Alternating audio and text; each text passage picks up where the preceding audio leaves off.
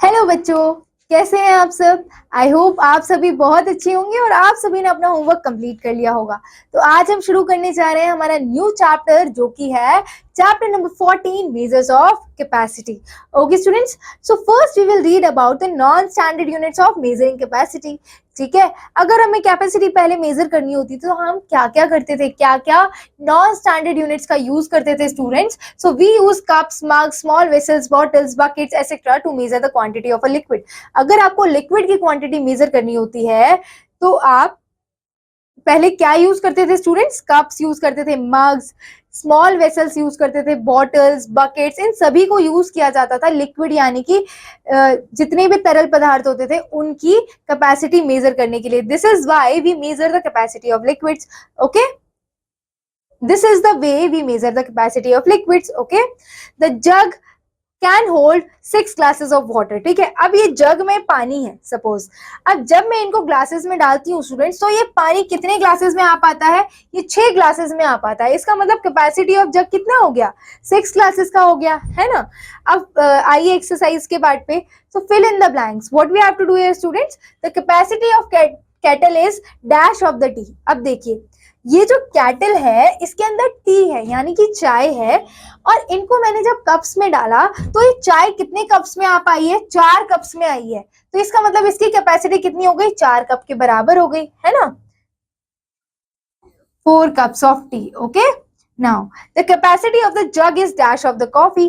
अब मान लीजिए ये जो जग है इसके अंदर कॉफी है, और जब मैं इस कॉफी को पोर करती हूँ कप के अंदर तो कितने कप्स में आ पाती है? ये 5 कप्स में आ पाती है। इसका मतलब the capacity of jug is equal to the 5 cups of coffee. Okay students, next question is the capacity of bottle is dash of the juice. ठीक है, अब ये जो बॉटल की कैपेसिटी है कितने कप्स ऑफ जूस के बराबर है? ये 2 कप्स ऑफ जूस के बराबर है students.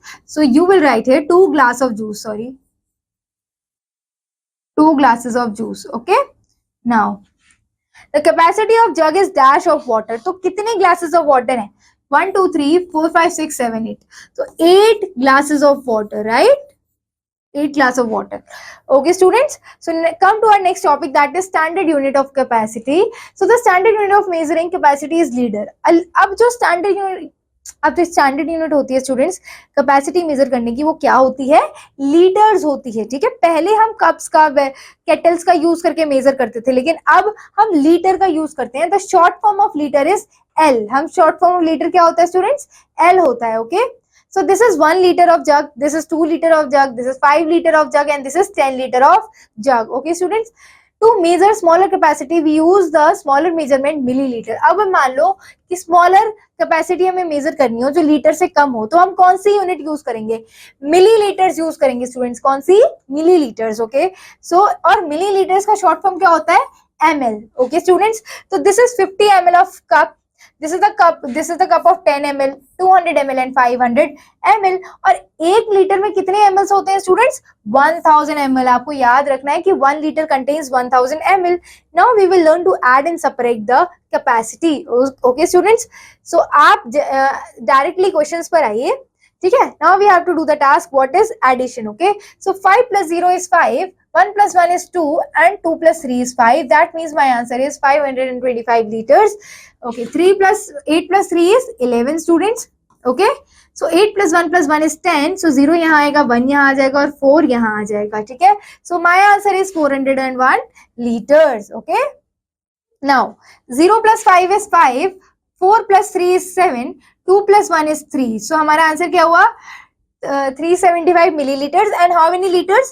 8 plus 3 is 11, 5 plus 1 plus 1 is 7, so 71 liters and 375 milliliters. Okay students, now let's learn to separate the sums. Okay, so 3 minus 0 is 3, 5 minus 4 is 1, so your answer is students 13 liters. Okay, अब यहाँ करते हैं 16 minus 9 होता है क्या? नहीं, तो हम 6 को 16 बनाएंगे और 4 को 3 बना देंगे। so 16 minus 9 is 7, 13 minus 8 is 13 minus 8 is 5 students. Okay, and 2 minus 1 is 1. Okay, and 9 minus 4 5 is 4, 7 minus 2 is 5, so your answer is 54 liters and 157 milliliters. Okay, and this is your summary part, students. Okay, so students, here we are done with the question. Here we are done with the questions of this chapter, and rest is the summary part, and summary part you will do it by yourself. Okay, students, so complete the exercise part of this chapter and then do the summary. Okay, so we will meet in the next video with a new chapter, students. Till then, keep revising, keep learning. Thank you, students. All the best.